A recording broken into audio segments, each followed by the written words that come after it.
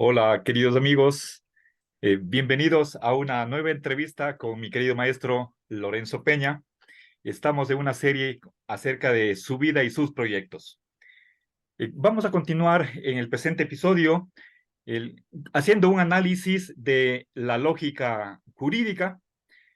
Empezamos la semana pasada con sus axiomas, algunos principios y todo esto en diálogo con las objeciones, con otros teóricos que han discutido los principios sentados en la lógica de Lorenzo.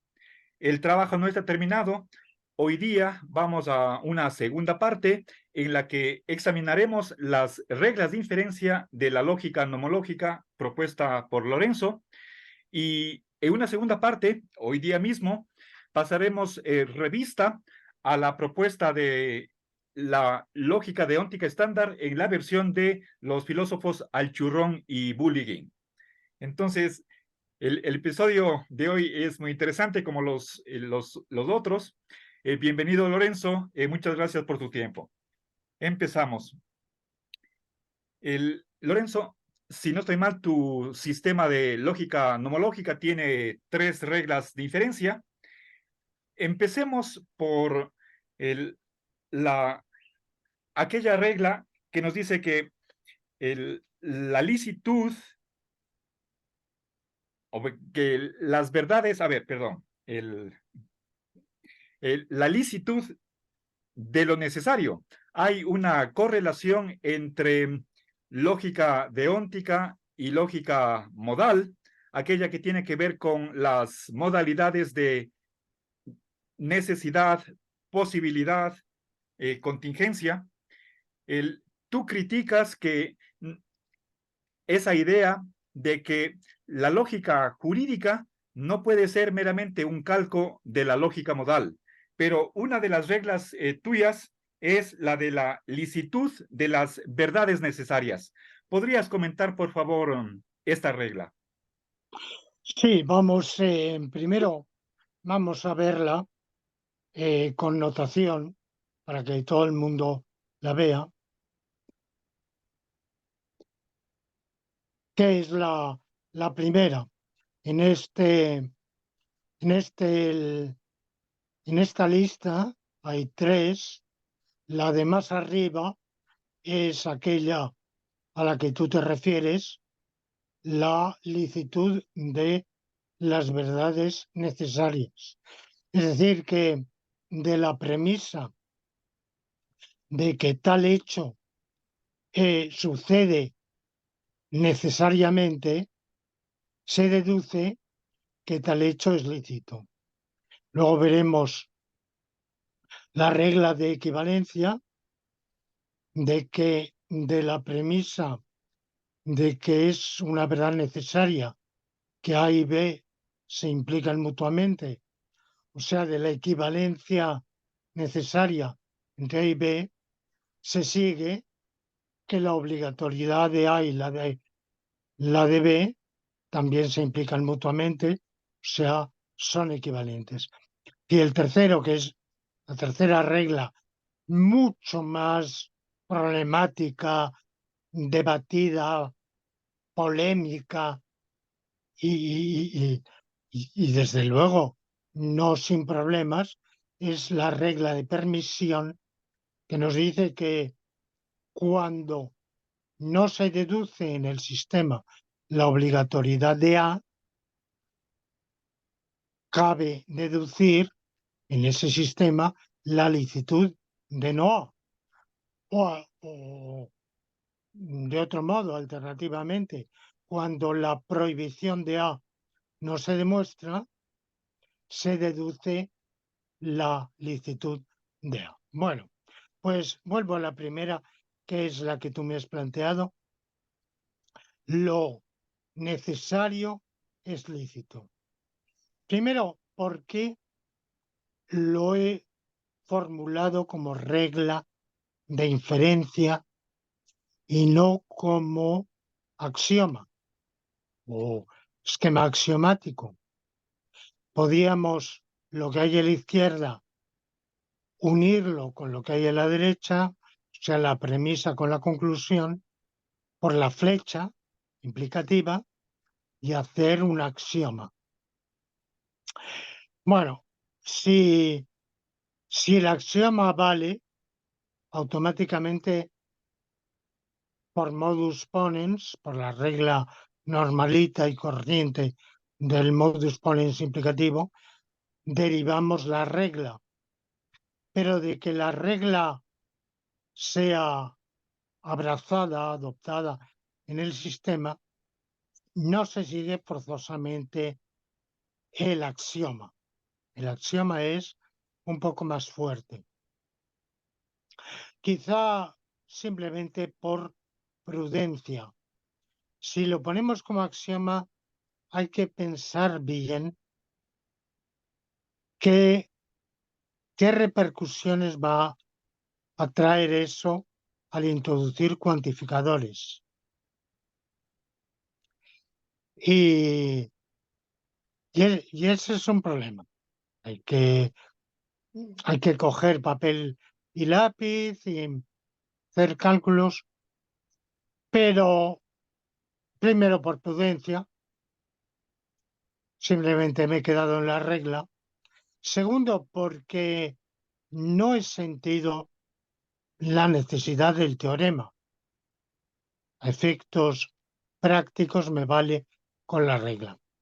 Efectivamente, como tú dices, las lógicas deónticas se generaron, empezando por la de von Wright del año 1951, que tenía precursor, como precursora la de Malí del año 26, si mal no recuerdo. Pero bueno, la de Malí, que es una obra, es un prodigio de ingenio y de agudeza lógica, pero no funciona. No funciona, conduce a teoremas absurdos, imposibles. Es un anticipo, como todos los anticipos, es genial, pero no es una obra aceptable. Cambio la de von Wright, a la cual me referiré después hablando del churrón y bullying, la de von Wright funciona, no se adapta al derecho, no sirve al derecho, pero funciona como lógica. Y en esa es una lógica que se construye a partir de la lógica modal, la de lo posible, lo necesario, lo imposible, quitando de ella reemplazando el operador de necesidad por el de obligación, el operador de posibilidad por el de licitud, puesto que en lenguaje corriente una de las acepciones de posible es lícito y una de las acepciones de necesario es obligatorio. O sea, ese trasplante no es arbitrario. Pero claro, hay que quitar ese axioma de las lógicas modales que dice que todo lo real es posible. Avesse ad posse valet consequentia, que decían nuestros maestros escolásticos. Bueno, pues claro, no todo lo que sucede es lícito. Entonces, mi primer sistema de lógica deóntica de un artículo pionero, un enfoque no clásico de varias antinomias deónticas, que debe ser del año 89, 1989 o sí, todavía seguía la pauta de von Wright. Y era una lógica deóntica estándar con la única diferencia de que el cálculo subyacente no era la lógica clásica, sino que era la lógica transitiva o lógica contradictorial. O sea, una lógica paraconsistente y gradualista. Bueno, fue después, en los años, la primera mitad de los 90, cuando trabajando, sacando teoremas, tirando del hilo, sacando el ovillo, me fui persuadiendo de que esa lógica y cualquier lógica deóntica estándar era inútil y nociva para el razonamiento jurídico, y es cuando llegué a la conclusión de que lógica modal y lógica deóntica han de ir cada una por su camino, han de divorciarse. Pero el divorcio no es total, es decir, que hay un mínimo de vínculo entre lógica modal y lógica deóntica, concretamente lógica nomológica, que es esta regla, la regla de necesitación o de licitud de lo necesario, ad impossibile nemo tenetur, porque la podemos ver a la inversa. Imaginemos lo contrario de la conclusión. O sea, imaginemos que no es lícita una acción, o sea, que es obligatoria, que está prohibida esa acción, que es obligatorio abstenerse de esa acción. Concluiríamos entonces que es posible, si es obligatorio abstenerse de una acción, es posible abstenerse de hacerlo. Si es obligatorio, la regla la podríamos formular al revés. Si es obligatoria una conducta, de que sea obligatoria una conducta, se deduce que eso es posible, porque solo se obliga, el ordenamiento jurídico solo obliga a acciones posibles. Ojo, primero, ¿de qué posibilidad hablamos? Hablamos de posibilidad metafísica o lógica. Entonces, podríamos extenderlo a la posibilidad física, hablamos de necesidad metafísica, podríamos hablar de necesidad física, o sea, es físicamente necesario lo que es compatible con las leyes físicas del universo. Cuando decimos físicas, también quiere decir biológicas y posiblemente histórico-sociales. Por ejemplo, si es verdadera la teoría de Einstein, entonces es imposible un movimiento a velocidad infinita o a velocidad mayor que la de la luz. De manera que ese movimiento sería físicamente imposible, pero no es metafísicamente imposible. Hay mundos posibles en los cuales mm, la velocidad de la luz no es un límite o la velocidad de la luz es mayor o menor. Bueno, yo aquí me atengo a la necesidad metafísica, pero está claro que también es aplicable por extensión, por lo menos pragmáticamente, en el ámbito del razonamiento jurídico, a la necesidad física. Por ejemplo, desde el momento en que sabemos que es físicamente o biológicamente imposible el mal de ojo, ha dejado de estar prohibido el mal de ojo. Hoy la brujería es lícita. En otra época, pinchar a un muñeco que representaba a alguien, pinchar en el corazón o hacerle eh, otras barrabasadas, estaba prohibido porque se consideraba una posibilidad, incluso una realidad, que eso se tradujera en un daño que se le infligía. Desde el momento en que las teorías médicas, biológicas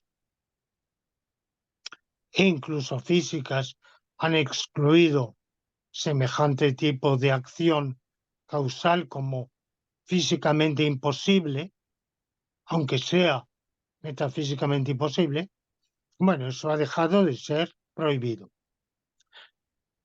Eh, Solo se puede, el ordenamiento solo obliga a lo posible y solo prohíbe lo posible, porque de nada sirve prohibir lo imposible. Es absurdo. Esto lo vio muy bien Kelsen en su última obra, a la que ya me he referido, la teoría general de las normas. Bueno, ¿qué pasaría si abandonáramos esta regla? Pues pasaría que el ordenamiento jurídico podría mandarnos, por ejemplo, acciones imposibles, podría mandarnos mm, la ley de presupuestos, podría obligar al Ministerio de Obras Públicas a que, aun concediéndole una partida de 2 millones de dólares y una segunda partida de 2 millones de dólares, trabajara con un presupuesto de 5 millones de dólares. Entonces, quiere decir que estaría la ley de presupuestos obligando a ese ministerio a que 2 y 2 fueran 5. A lo cual, eh, mm, si un ordenamiento jurídico obliga a lo imposible, ese ordenamiento jurídico es imposible de cumplir, como es obvio. No es que, no es ya como cuando nos pone ante dos obligaciones súper contradictorias entre sí. No podemos cumplir las dos, pero podemos cumplir una de ellas. Pero aquí nos pondría una obligación absolutamente incumplible, no ya incompatible con otra obligación, sino incompatible con la realidad misma. Ahora, quiero precisar que esta imposibilidad se refiere únicamente a conductas que de suyo son, eh, son imposibles, son metafísicamente imposibles. Pero no se refiere a conductas que en el momento actual ya nos resulta imposible hacer. Por ejemplo, supongamos que yo he firmado un contrato de compraventa de mi vivienda con, con un comprador. la he vendido. Y he firmado otro contrato de compraventa del mismo bien a otro comprador. Este es un célebre caso del derecho romano que estudiábamos, la casa que se vendió 2 veces. Bueno, se vende 2 veces y yo hago entrega de la casa una vez. Sin embargo, por ley estoy obligado a entregarla al segundo, aunque ahora no puedo. Es una acción metafísicamente posible, pero a mí ahora me resulta imposible porque ya no tengo el dominio de la casa que he transmitido. Entonces, la ley ahí me obliga a algo de suyo posible, pero temporalmente imposible para mí en este momento. Y entonces, como forzosamente he de incumplir esa obligación, no me queda otro remedio que aceptar, asumir mi responsabilidad, que es pagarle una indemnización. No le puedo entregar un bien que ya no tengo en mi dominio, pero sí puedo eh, mm, resarcirlo pagándole una indemnización. De manera que este es el límite. Por eso cuando se dice ad impossibile nemo tenetur, nadie está obligado a lo imposible. Esto es verdad si entendemos a nadie obliga la ley a una acción, una conducta imposible de suyo, pero sí puede obligar, no por acción de la ley, sino por acción de conductas que nosotros mismos hayamos realizado, a líneas de acción que hoy por hoy nos resultan imposibles. No, que nosotros mismos hemos imposibilitado con nuestra conducta anterior. Entonces, esto es lo que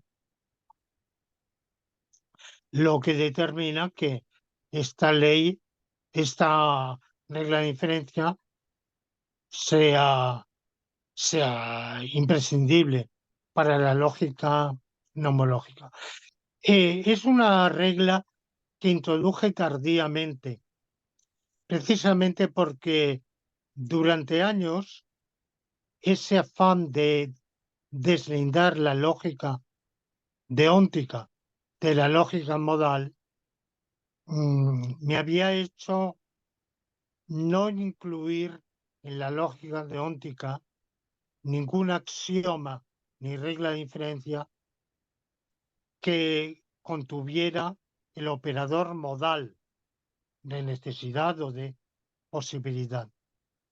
Pero posteriormente comprobé, justamente elaborando los axiomas, extrayendo teoremas y acudiendo a este principio que he defendido en mi tesis doctoral jurídica, de que toda obligación y toda prohibición versan sobre conductas contingentes.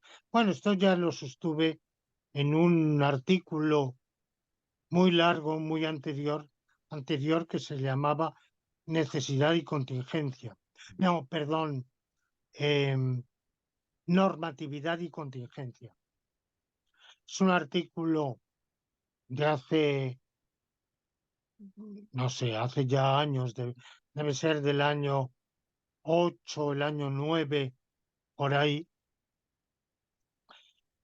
que es un anticipo de lo que luego desarrollé en la tesis doctoral jurídica y en el libro Visión lógica del derecho. Era una recapitulación del itinerario que me había llevado a la lógica nomológica, que todavía yo llamaba con otro adjetivo, y el vínculo entre lo normativo y lo contingente. Solo conductas contingentes son susceptibles de ser obligatorias o prohibidas. Ya, perfecto. Muchas gracias, querido Lorenzo. Ahora pasemos a la segunda regla de inferencia, la de equivalencia deóntica. Eh, Tú nos mostraste en qué consiste la premisa, cuál es la conclusión.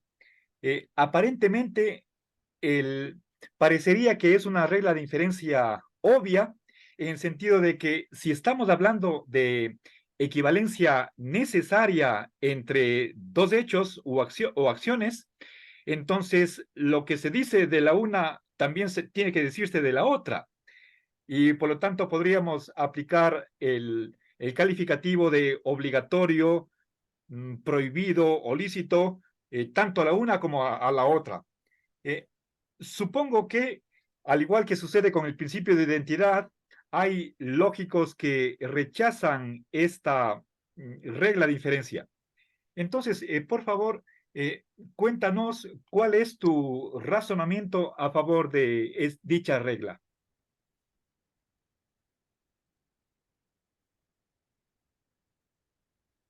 Bueno, aquí la vemos, es el segundo renglón donde pone X, regla de equivalencia lógica, más bien necesaria.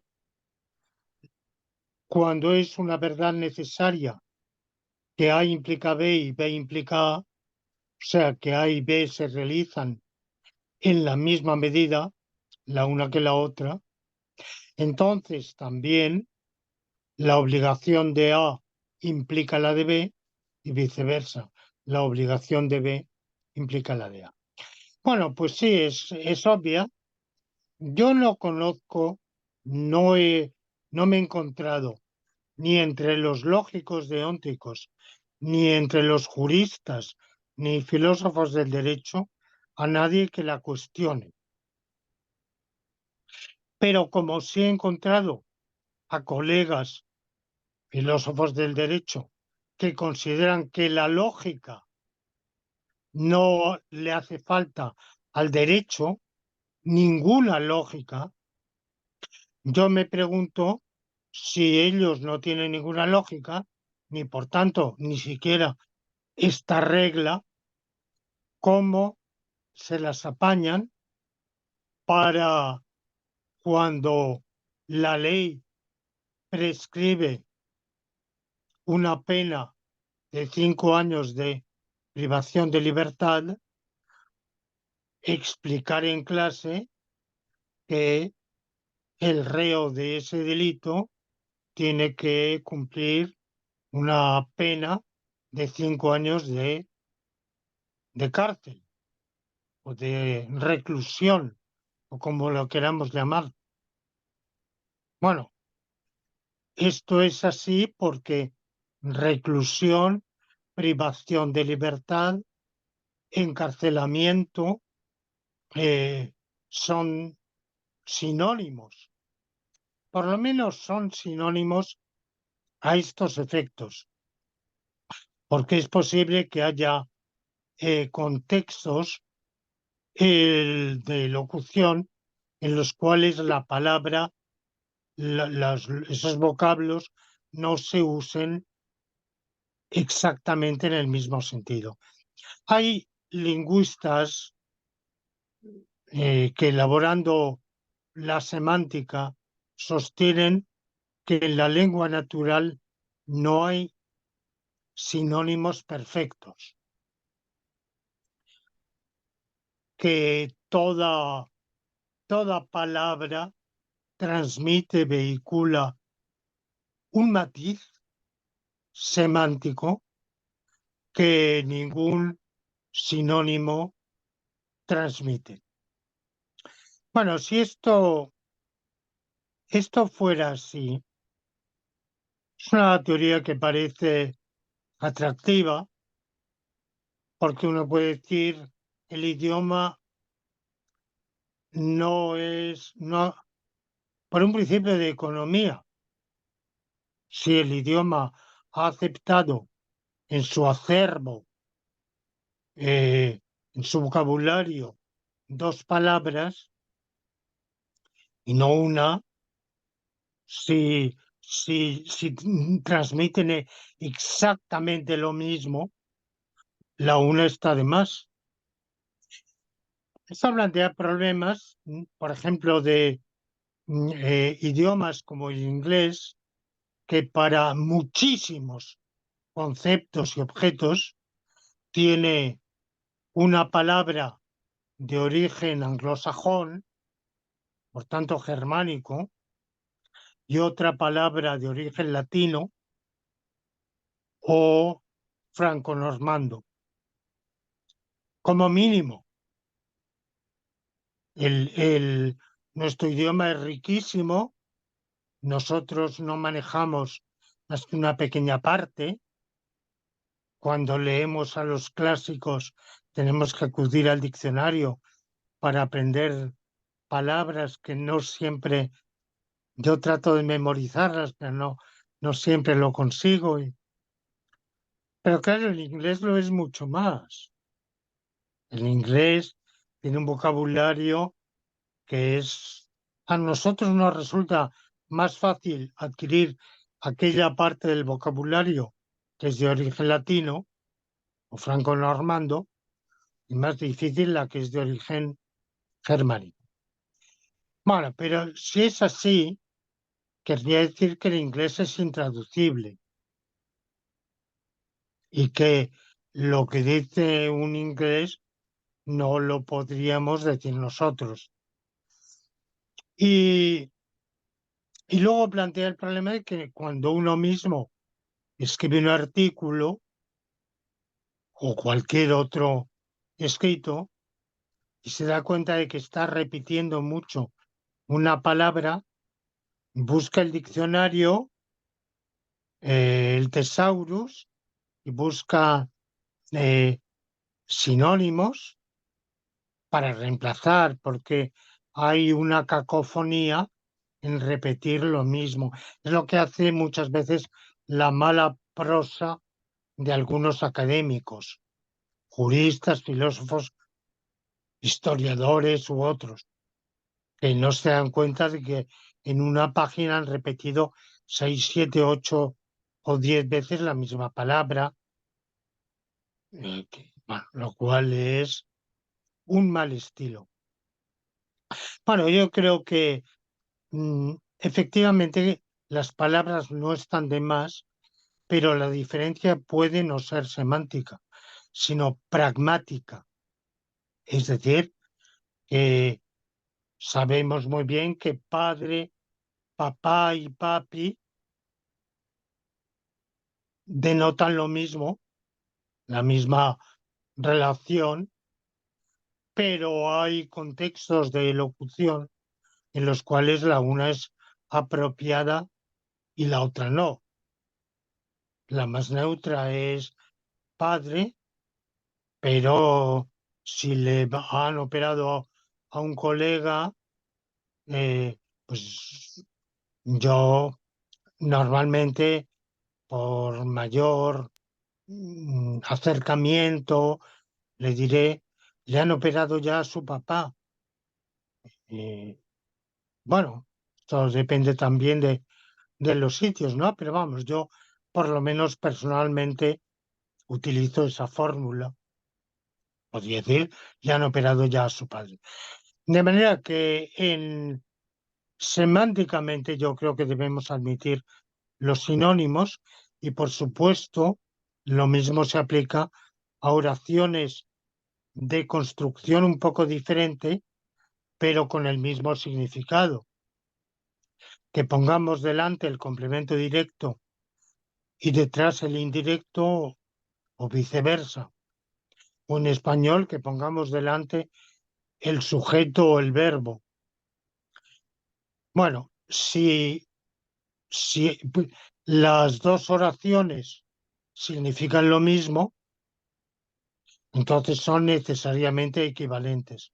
Y por tanto, hablar de la obligatoriedad de lo que dice una oración equivale a hablar de la obligatoriedad de lo que dice la otra oración. Ahora, sin la regla, o sea, es tan obvia que aplicamos la regla sin pensarlo. Pero eso es lo que hace la lógica en general. La lógica en general nos explicita axiomas y reglas de inferencia que utilizamos en nuestro razonamiento sin pensar en ellas. El hombre de la calle las usa sin haber pensado que está aplicando esa norma, igual que habla en prosa sin haber echado mientes de que está hablando en prosa. Bueno, pues es es una regla imprescindible. Y por eso, quienes dicen el derecho no necesita lógica, me deberían de explicar, sin esta regla de inferencia, que es lógica, cómo pueden ellos, si imparten clase y van a explicar en clase el alcance jurídico de una sentencia del Tribunal Supremo, si no se permiten acudir a ninguna paráfrasis, y si hacen paráfrasis, están aplicando la regla de equivalencia. Perfecto, muchas gracias, querido Lorenzo. Avancemos a una tercera regla, la de permisión. Y bueno, aquí entramos en todavía un debate mucho mayor. Tú mencionaste una de las formulaciones, que es la de que lo que no está prohibido está permitido. O quizás más precisamente, si en un ordenamiento jurídico no se prueba la prohibición de una acción, entonces ella es lícita. El, Tú, por favor, cuéntanos qué objeciones se han lanzado en contra de esta regla y por qué crees tú que nuevamente no se puede prescindir de ella. Bueno, de nuevo la voy a presentar. Es la de más abajo, la regla de permisión, de que no se demuestre OA, o sea, la obligatoriedad de A, se sigue, esa doble flecha es un secuente, se sigue la licitud de no A. Evidentemente, si en vez de A ponemos no A, leeríamos así la regla de que no se pruebe la prohibición de A, se sigue la licitud de A, porque no A equivale a A, por tanto, la obligatoriedad de no A es la prohibición de A y la licitud de no A es la licitud de A. Bueno, este principio, lo que no está prohibido está permitido.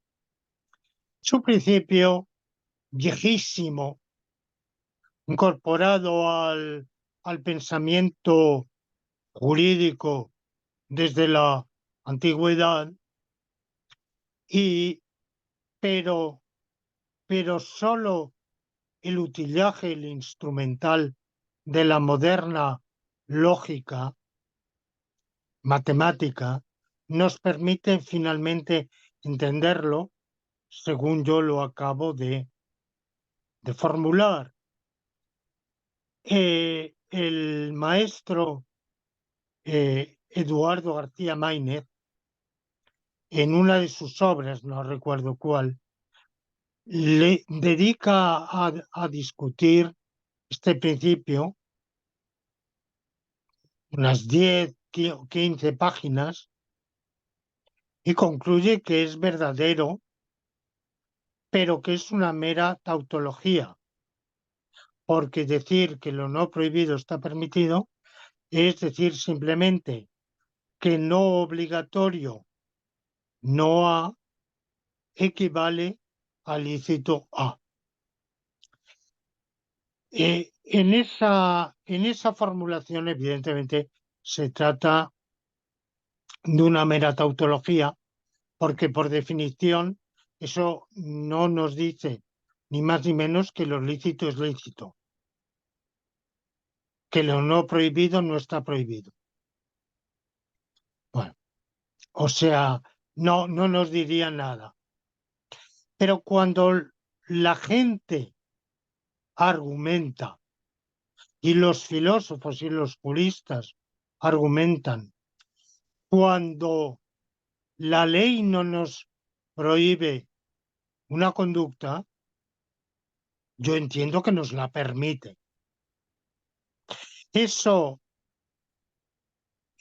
sea, yo en mi libro, Visión Lógica del Derecho, presento un montón de argumentos en torno a esta regla y demuestro cómo en la praxis jurisprudencial, en la doctrina jurídica, en las motivaciones, exposiciones de motivos de la ley en diversos países, en los alegatos de los operadores jurídicos, entiendo aquí operadores jurídicos en el sentido humano, o sea, notarios, registradores de la propiedad, abogados, fiscales, jueces. En todos ellos se acude a este principio. Y lo que es más digno de mención es que el principio está explícitamente aceptado por Hobbes en el Leviatán, que dice que cuando el legislador no prohíbe una conducta, ese no prohibir es un permitir. Dice, la ley, ¿por qué la ley es compatible con la libertad? No con la libertad absoluta o plena, que esa se da solo en estado de naturaleza, pero sí la existencia de la ley nos permite un margen importante de libertad. ¿Por qué? Porque todo aquello que el legislador no nos haya prohibido, el soberano no nos haya prohibido, eso nos es lícito y por tanto somos libres de hacerlo. Lo mismo Bentham, hasta el punto de que se ha hablado, este ha sido uno de los principios de la argumentación filosófico-jurídica de Jeremías Bentham. Y posteriormente Zitelmann, filósofo del derecho positivista, y Kelsen, el propio Kelsen, acepta plenamente este principio. Y más cerca de nosotros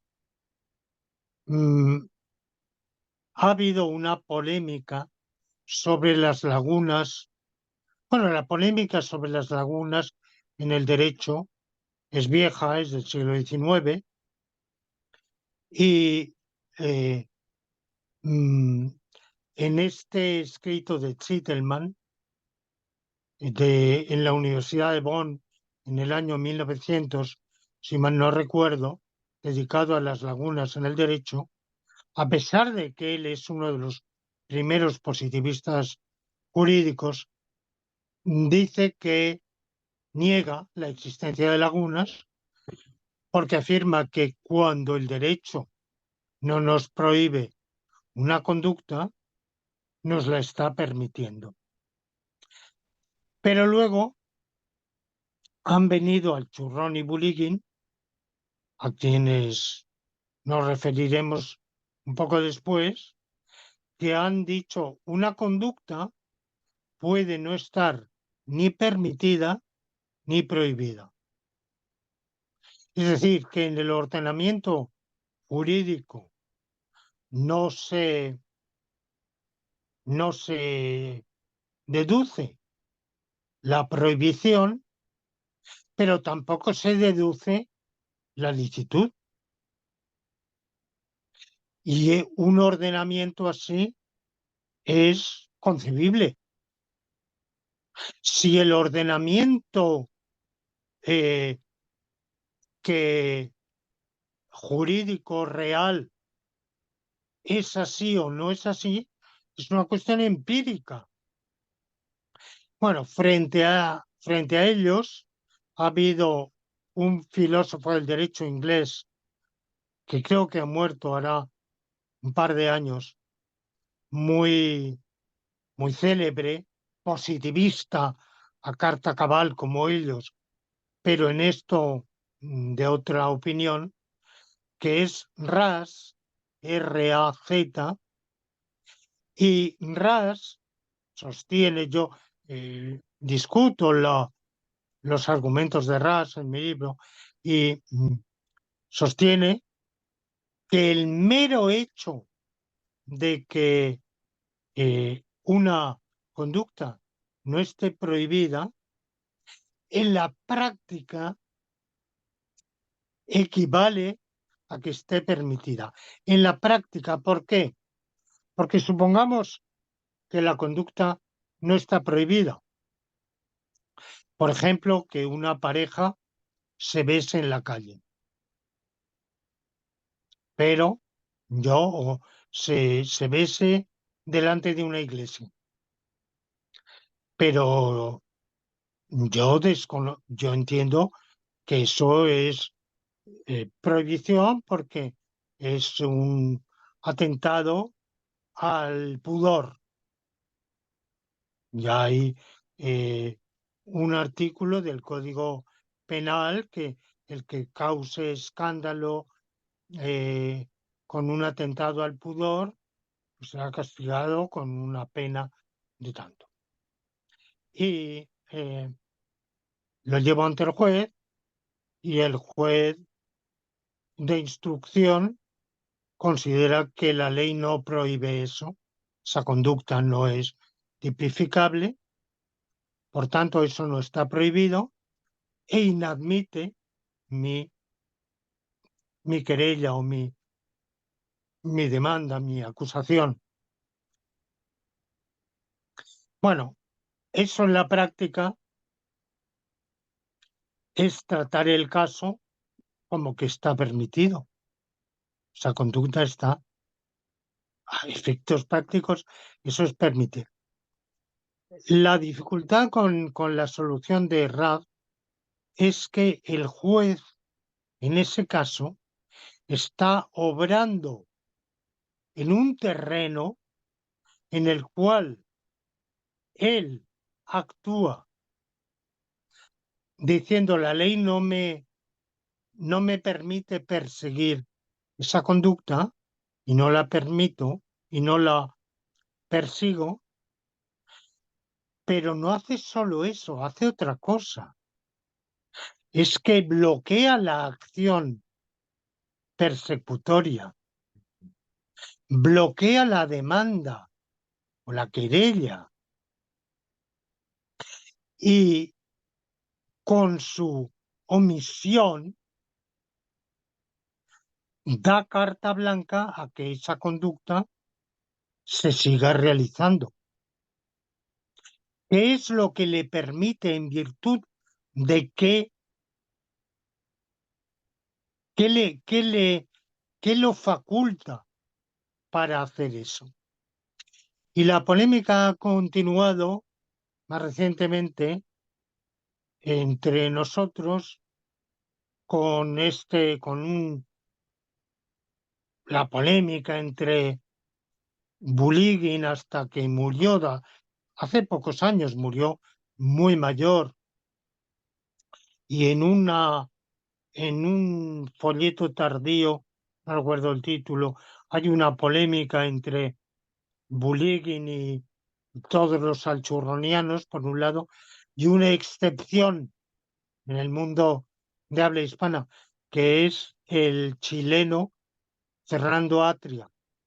Fernando Atria, que es un abogado que se ha hecho en este momento muy famoso como militante de la nueva izquierda, es una figura de pro en creo que participó en la Asamblea Constituyente que elaboró esa constitución que fue rechazada en plebiscito, ese proyecto, mejor dicho, de constitución. Bueno, él está muy identificado con las causas de la izquierda de hoy, pero a mí no me interesa esa faceta, me interesa solo su posicionamiento filosófico jurídico que coincide con el mío, igual que coincido en eso con Kelsen, con Ras.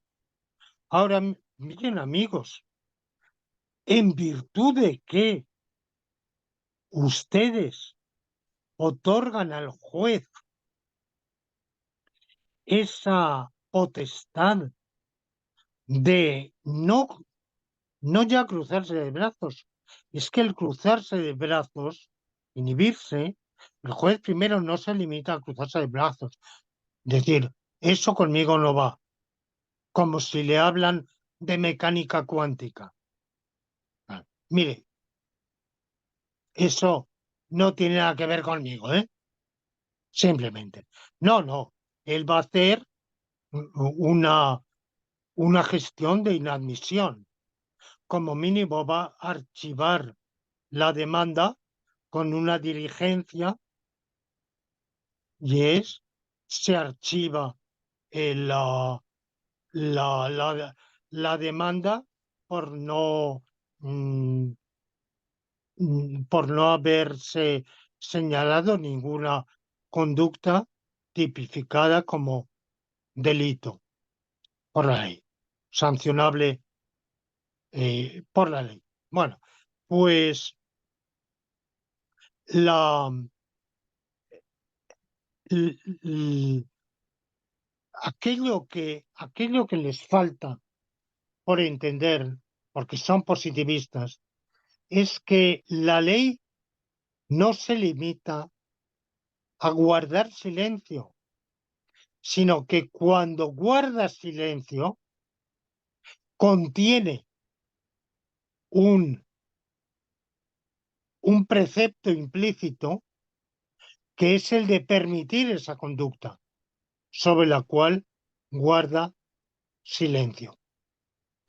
Y esto lo vio muy bien Leibniz en su obra juvenil escrita a los 25-26 años, Elementa Iuris Naturalis, donde está la lógica de óntica estándar está ahí, pero como tantas cosas de Leibniz está mezclada y está mezclada también con principios que no son de lógica de óntica estándar, que son más bien precursores de mi propia lógica nomológica, como tantísimos escritos lógicos de Leibniz quedaron en Agrad, los metió en un cajón y ahí quedó, y murió y son escritos póstumos.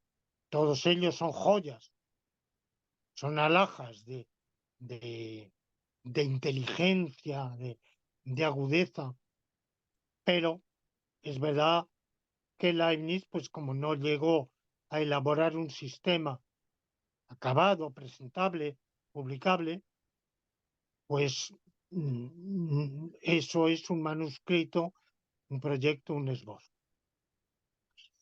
¿Qué pasa añadiendo la regla esta de permisión?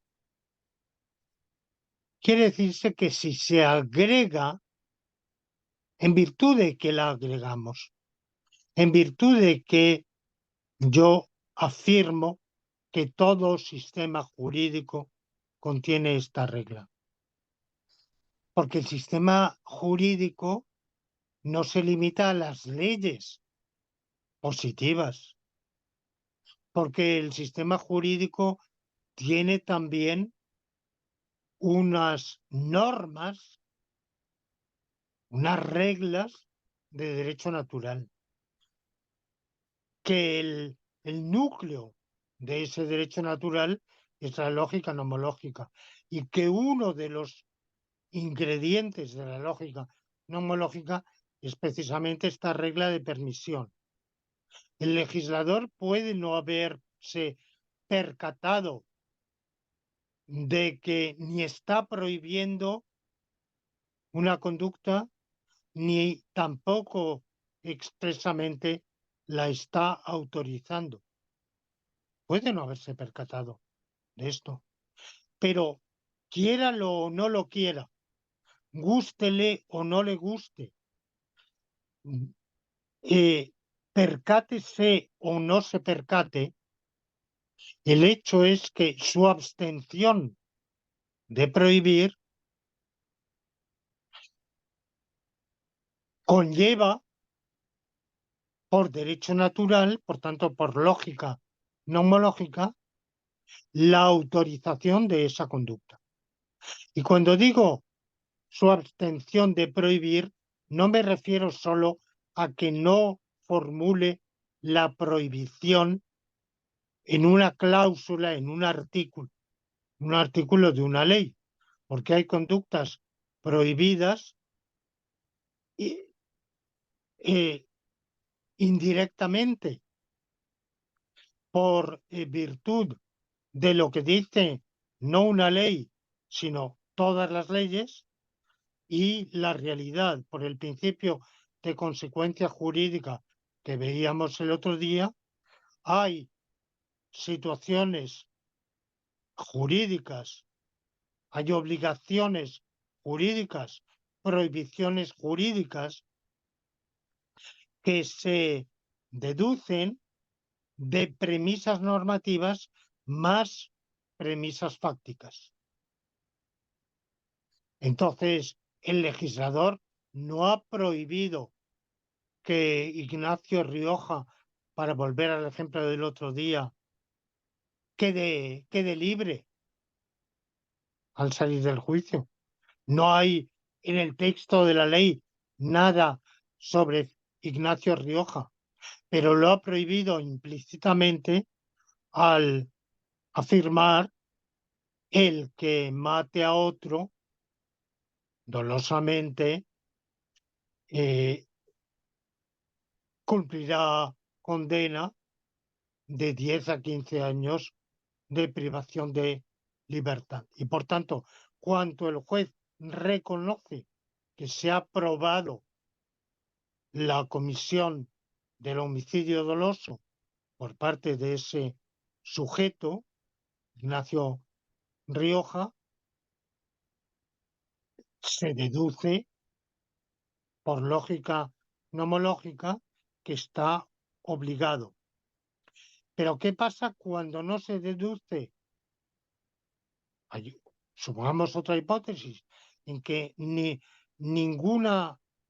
todo el conjunto de premisas no nos permiten deducir la prohibición, pero tampoco logramos deducir la licitud o permisión. Bueno, pues entonces deducimos la permisión. El mecanismo que yo utilizo para introducir esta regla es un mecanismo que aprendí en teoría de modelos en los lejanos años 70, mm, al construir modelos de lo que se llamaba un álgebra vehicular. Pero bueno, no voy a, creo que este detalle técnico, quiero decir, la regla la he formulado yo, no conozco antecedentes. Vamos a ver, entendámonos. Yo creo que el hombre de la calle, el jurista, el abogado, el juez, el fiscal, el legislador, sin sin pensar en ello expresamente, sobreentienden la vigencia de esta regla. Pero formulada como tal regla, que yo sepa, mi formulación no tiene precedentes. La técnica con la cual la he construido es una técnica de teoría de modelos que, que yo aprendí de, vamos, un tipo de lo que se llamaba álgebra Word Algebra en inglés, que yo traduje como álgebra vocabular. No nos interesan los detalles. Ahora, la regla, para Leibniz la formula diciendo actio praesumitur libera. La acción es una regla de presunción. Es una regla de presunción por una razón muy sencilla. Y es que no estamos seguros de que la prohibición, difícilmente estamos seguros de que la prohibición no se demuestre. Muchas veces puede que se demuestre, pero no la hemos logrado demostrar.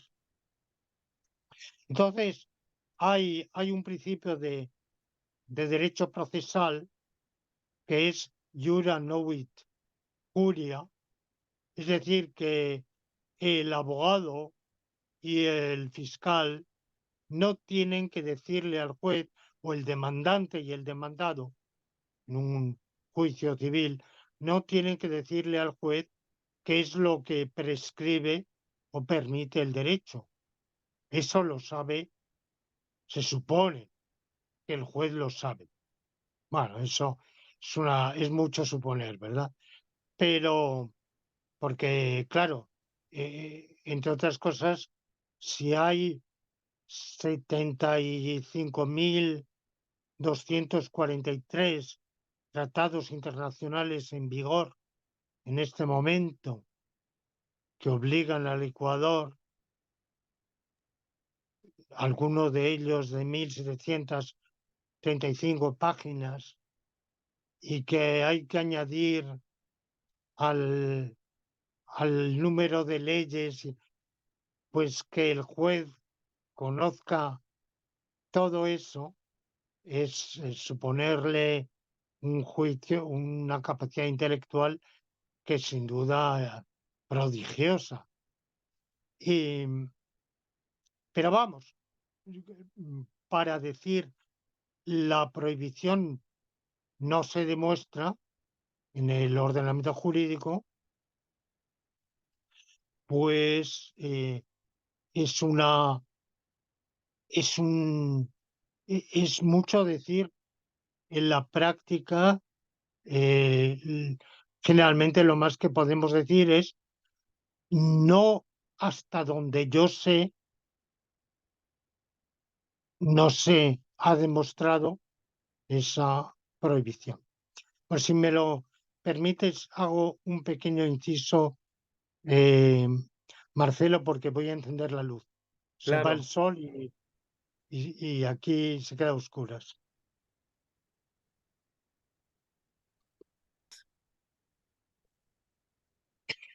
Mm, Y la regla, esta regla de permisión es, podemos llamarla también alternativamente regla de cierre, y podemos concebir una regla inversa, opuesta, que sería cuando no se demuestra la licitud de una conducta, esa conducta está prohibida.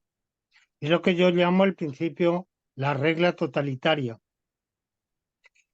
Regla totalitaria que puede parecer muy pintoresca, pero que yo he escuchado algunos. Pero es que la gente se cree que todo lo que no está prohibido está permitido. Lo he, lo he oído decir a quien también, por ejemplo, en algunas organizaciones que dicen los militantes o los afiliados podrán hacer esto y lo otro. Entonces hay quien dice, bueno, y puedo también, por ejemplo, hacer tal otra cosa. ¿No? Eso no lo permiten los estatutos. Bueno, el problema no está en si lo permiten, sino si lo prohíben, claro. Ahora, hay quien tiene un talante autoritario y, y- y piensa así. Por ejemplo, pues hay conductas que se dice, bueno, no, por ejemplo, está en un parque público, por ejemplo, está, no, nada prohíbe jugar al balón sobre el césped. Entonces están jugando al balón sobre el césped y lo están, bueno, es un césped muy frágil y lo están dejando eh, un arenal, hecho un arenal. Bueno, entonces, ah, y se les llama la atención y dicen, ¿no? ¿Dónde dice que esté prohibido? No, no dice en ningún sitio que esté prohibido, pero evidentemente está prohibido a una regla general de que está prohibido causar detrimento al patrimonio público, a los bienes comunes, y ese es un bien común, y esos señores con ese juego desmedido, exagerados, pues están causando ese daño. Pero claro, es más fácil acudir al otro argumento, decir, pues aunque no esté prohibido, no está permitido. El problema está en que, ¿qué es lo que no está permitido? Bueno, como digo, esa regla de que cuando no se demuestre la, la licitud, hay que presuponer o presumir la prohibición, es una regla totalitaria. Imaginemos una sociedad así.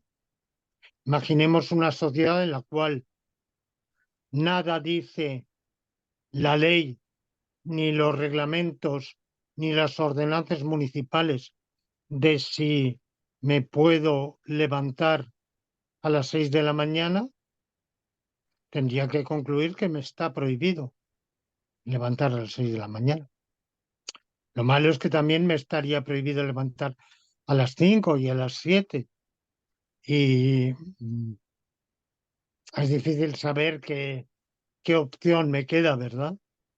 Sería muy difícil de vivir en una sociedad así. Pero desde el punto de vista del puro cálculo, podríamos concebir semejante sistema, semejante regla de cierre. Afortunadamente, claro, si el ordenamiento jurídico sirve al bien común, tiene que contener la regla de permisión. Solo conteniéndola sirve al bien común. Decir, bueno, pero hay conglomerados de reglas que no, de normas, sin esa regla. Sí, pero no son ordenamientos jurídicos, porque si no contienen esa, esa regla de inferencia, no sirven al bien común. Cuando el justiciable, el súbdito del ordenamiento jurídico, no tiene libertad de hacer lo que la ley ni obliga ni prohíbe, pues sencillamente es una situación invivible o imposible o desquiciada y en todo caso terrible.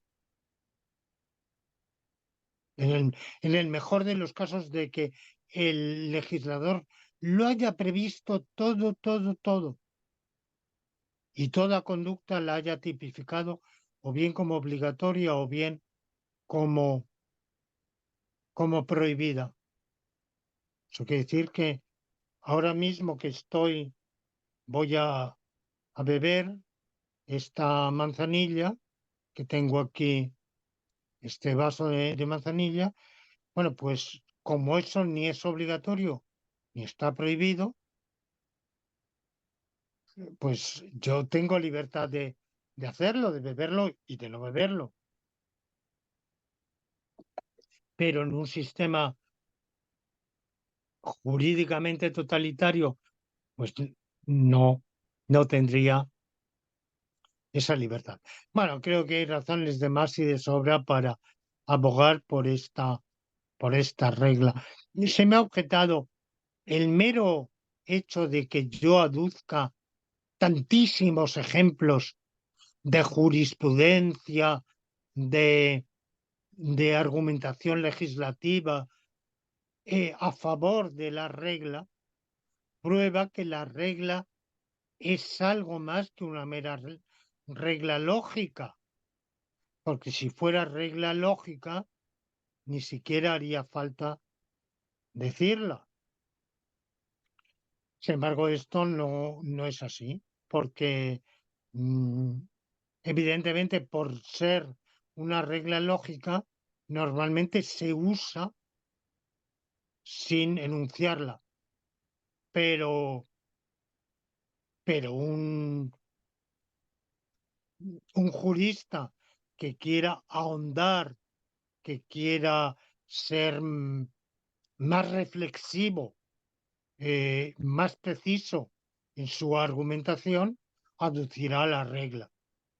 Sí, no la aducirá como obra de su cosecha, la aducirá como un principio implícito en el propio ordenamiento jurídico. Perfecto, muchas gracias, querido Lorenzo. Pasemos ahora a la última pregunta. Es bastante amplia. Conversemos sobre el sistema de lógica deóntica estándar en la versión de los filósofos argentinos Alchurrón y Bulligin. Eh, Tú tienes varias críticas ante esta propuesta. ¿Y por qué crees tú que, bueno, primero, por favor, describe el sistema, da un perfil característico del mismo y, por favor, argumenta por qué crees que no refleja las conexiones en un ordenamiento jurídico?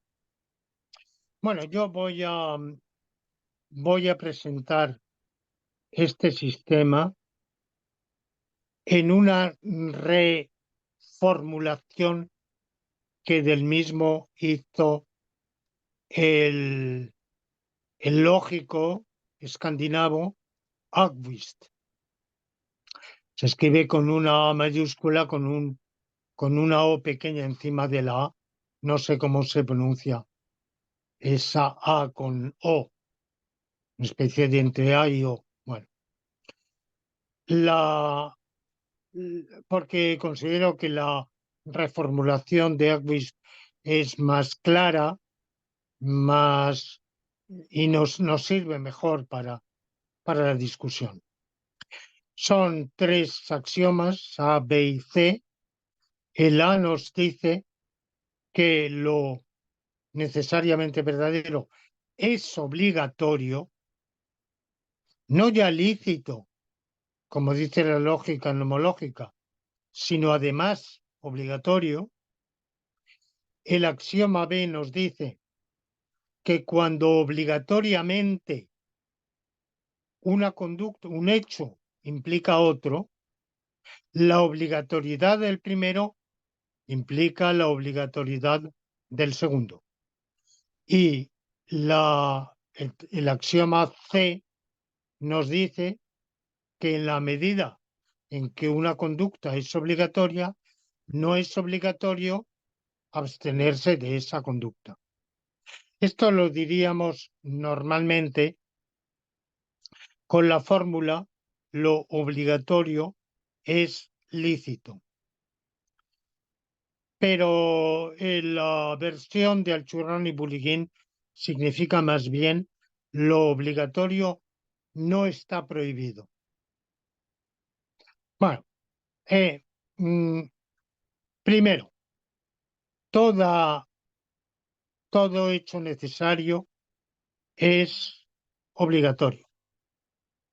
Todo hecho necesario es obligatorio.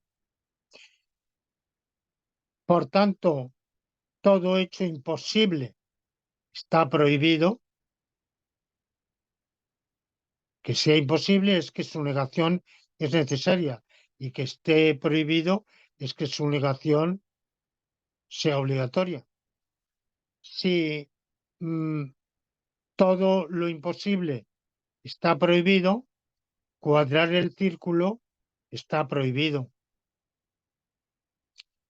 Y, por tanto, la exhortar a cuadrar el círculo o jactarse. Ha habido a lo largo de la historia del pensamiento muchísimos autores que han afirmado que ellos habían logrado cuadrar el círculo. Cuadrar el círculo es hallar un círculo, un cuadrado, mejor dicho, de área exactamente igual que la de un círculo dado. Y no sé si está demostrado, creo que no, pero está comúnmente admitido por los matemáticos que eso es imposible, que no puede haber ningún un círculo y un cuadrado nunca pueden tener exactamente la misma área. Uno será mayor que el otro. Se aproximarán, pero nunca serán, en realidad no solo cuadrados, sino cualquier polígono de un número finito de lados. Bueno, por tanto, exhortar a cuadrar el círculo es exhortar a una conducta ilícita. Jactarse de haberlo hecho es jactarse de una conducta ilícita y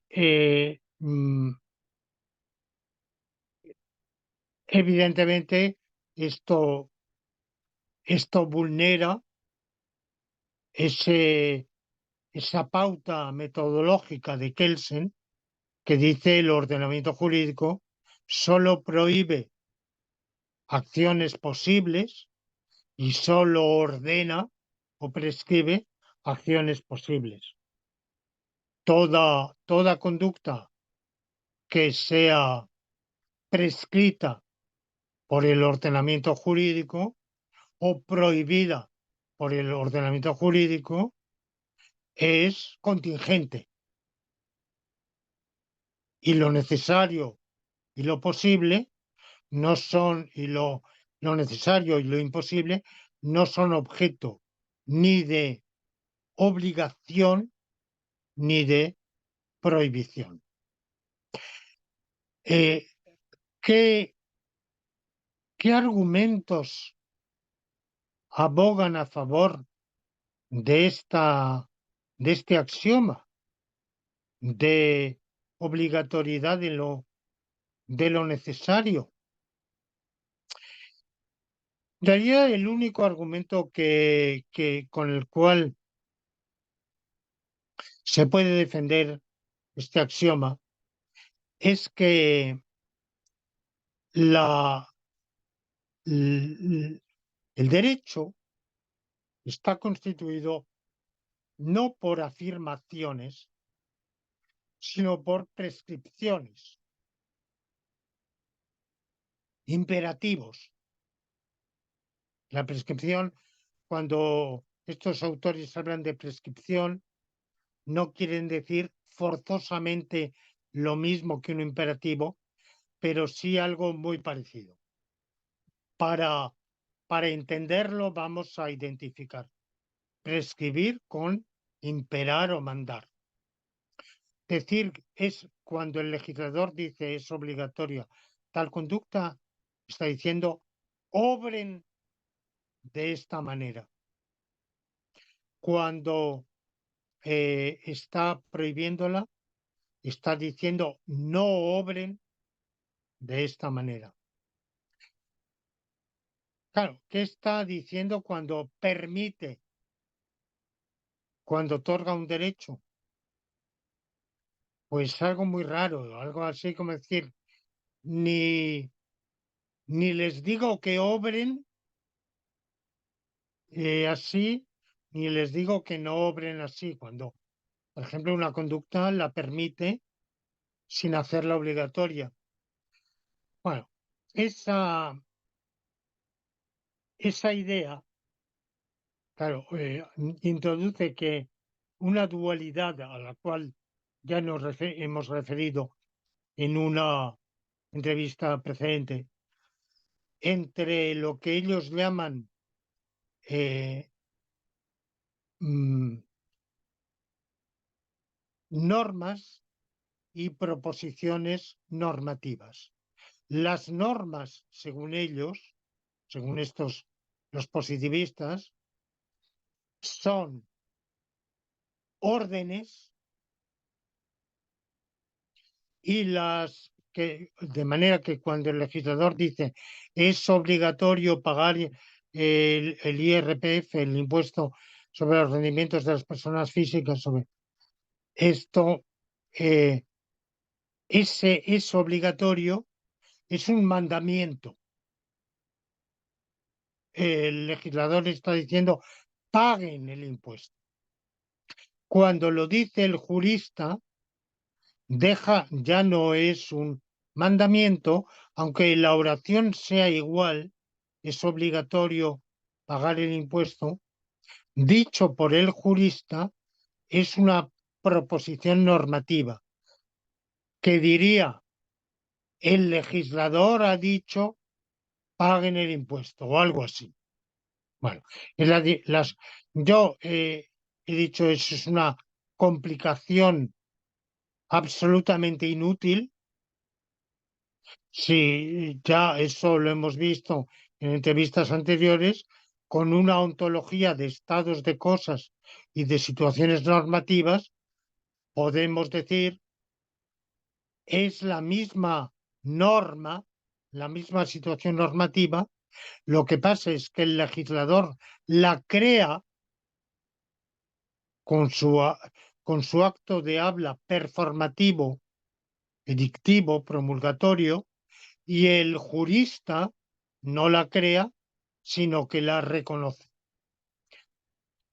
Bueno, entonces, como para los lógicos de cuño positivista, la norma es una prescripción, no puede haber propiamente lógica de las normas, sino ¿de qué? La lógica, dicen, conecta verdades. La lógica es el arte de argumentar de manera que de premisas verdaderas no se sigan conclusiones falsas. Pero la prescripción no sería verdadera ni falsa.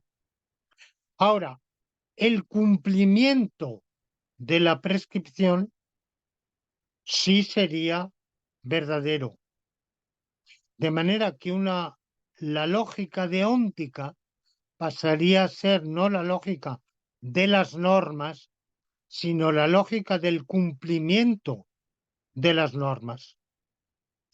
Y entonces, decir que es obligatorio A sería decir que en todos los mundos posibles donde no se vulnera ninguna norma vigente, se cumple A. Ahora bien, si es una verdad necesaria que A, en todo mundo posible se cumple A.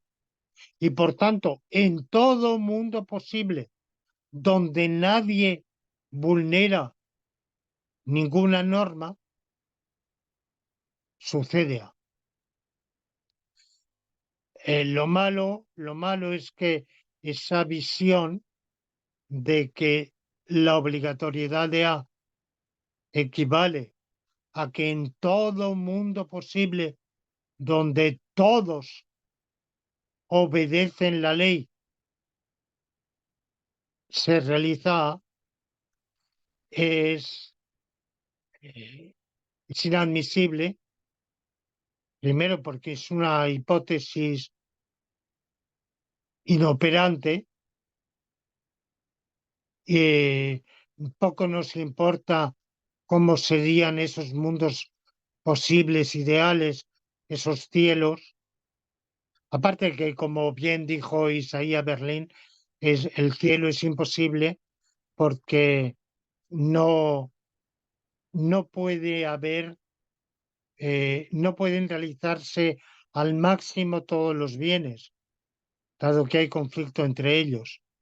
Y por lo mismo él decía el infierno también es imposible, porque no puede, no, no pueden realizarse al máximo todos los males. Unos impiden a otros. Pero poco nos importa qué sucede en los cielos o en esos cielos deónticos. Lo que nos importa es qué sucede en la tierra, cómo argumentamos jurídicamente para un mundo en el cual muchas leyes se violan. Segundo, porque muchas veces las leyes, el derecho contiene antinomias y en la medida en que obedecemos una ley, desobedecemos otra. Por tanto, la antinomia es imposible por la antinomia jurídica es imposible para estos lógicos, para la lógica deóntica estándar. Y sin embargo, pues es una situación perfectamente real. Ahora, pasamos a la segunda. Pasamos a la segunda, que es peor.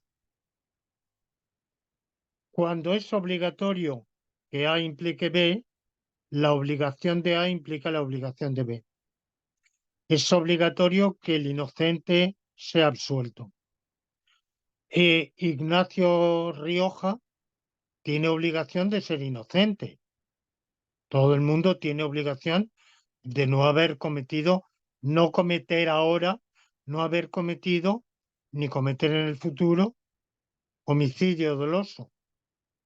Por tanto, es obligatorio que Ignacio Rioja sea absuelto, a pesar de que de hecho ha cometido homicidio doloso. Entonces, ¿cómo salir de esta dificultad? Pues la respuesta es decir que no tiene sentido hablar ahora de obligaciones del pasado. Bueno, vamos a ver, ¿por qué no? Por supuesto que sí. Todos tenemos obligación mm, eh, de haber pagado, eh, por ejemplo, yo en España hacer la declaración de la renta es obligatorio en los meses de abril y mayo, no sé si junio. Bueno, y quien llegue el mes de agosto no lo haya hecho, tiene obligación de haberla hecho. Y por tanto, si es multado por la agencia tributaria por no haber presentado su declaración, decir, no, yo ahora no tengo ninguna obligación de haberla presentado. Tuve obligación de presentarla y la incumplí. Pero eso pasó, mi situación actual, yo no estoy vulnerando ninguna obligación.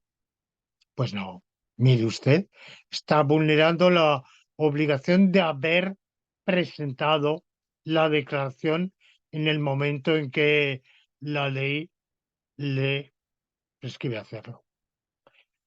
Pero por otro lado, si tanta dificultad hay con el pasado, puede ser situación simultánea, una acción que se está realizando. Eh, supongamos que alguien está cometiendo un delito de incendio, está prendiendo fuego a un bosque y lo agarran infraganti los vigilantes. No se trata de decir, yo no tengo obligación de no haber prendido fuego, tengo obligación de no prender fuego. Es, es mm, escogido infraganti. Uno puede ser cogido infraganti en muchos otros delitos que duran más que un instante. En el mismo instante pasa a ser obligatorio que se me aplique la pena, se aplique la pena al delincuente y, y éste tiene obligación de no estar cometiendo ese delito. Por tanto, según el axioma B de la lógica deóntica estándar, del churrón y bullying, como tiene obligación de no estar prendiendo fuego al bosque, tiene obligación de ser absuelto, de no ser condenado. A pesar de que, de hecho, está prendiendo fuego al bosque, ¿no? Esta, para mí es quizá la mayor dificultad de la lógica deóntica estándar, que de nuevo se aplica muy bien a esa teoría de los cielos. En un cielo en el cual nadie vulnera la ley y donde A implica B, se realiza A, también se realiza B, porque es un cielo en el cual todas las obligaciones se cumplen. Por tanto, si se realiza A implica B, eh, A implica B es compatible con todas las obligaciones legales. Y se realiza también A, entonces es que se realiza B. Vale, muy bien, para los cielos, pero no para la tierra. En la tierra eso no vale. Y para el jurista no le vale. Ningún jurista podría argumentar así. Mi defendido, señor juez, es obligatorio, usted lo reconocerá, que quien no ha cometido delito sea absuelto. Y mi defendido tiene obligación de no haber cometido delito. Por tanto, debe ser absuelto. No, no creo que ningún abogado se haya atrevido nunca a presentar semejante argumento. Pasamos al último, que es lo obligatorio es lícito. Bueno, este principio lo tiene también la lógica nomológica. Estamos perfectamente de acuerdo. El único problema aquí es que en la lógica deóntica estándar no se distingue entre la negación simple y la negación fuerte. O sea, esa tilde delante de la O y detrás de la O es la única negación admitida. En la lógica nomológica, este principio es válido siempre que tengamos ese mismo signo de tilde delante y detrás como negación débil, pero no como negación fuerte. Porque si fuera la negación fuerte, el no en absoluto, estaría diciendo, en la medida en que A es obligatorio, está totalmente, es totalmente no obligatorio que A no se realice en absoluto. Es decir, está totalmente prohibido que A se realice en la medida en que sea. Y ese es un principio fortísimo cuya incorporación traería consecuencias indeseables en las cuales no, no cabe entrar aquí. O sea que este es, de todos los principios, es el único que, que podríamos admitir en la lógica nomológica. Es uno de, igual que un corolario, porque fijémonos,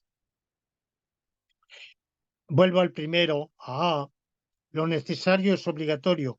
Un corolario de esto es lo necesario es lícito. Ese corolario sí vale en la lógica nomológica. Lo que no vale es el principio más fuerte, lo necesario es obligatorio. Pero no es obligatorio, pero lícito sí es lícito. O sea que, resumiendo, el axioma A es rechazable en la lógica nomológica, no lo es un corolario de ese axioma más débil, que es lo necesario es lícito. El axioma B es totalmente rechazable, completamente.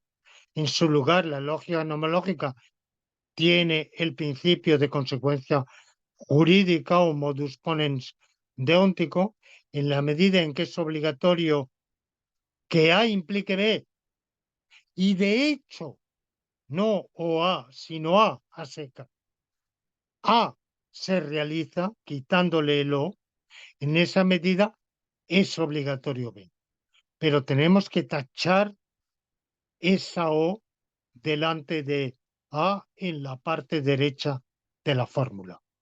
Y finalmente, el principio C es compatible con la lógica nomológica y de hecho se demuestra en la lógica nomológica. Muchas gracias, querido Lorenzo. Entonces, con esto hemos terminado la agenda de la presente entrevista. Creo que ha quedado claro los puntos en debate, en discordia, las razones que has dado tú a favor de tu, tus reglas de inferencia. Entonces, con esto damos por terminado el presente episodio. Agradecemos mucho a quienes nos están siguiendo y continuaremos, les hacemos la invitación para el próximo domingo, el seguir en esta serie, Lorenzo Peña, su vida y sus proyectos. Muchas gracias, querido Lorenzo.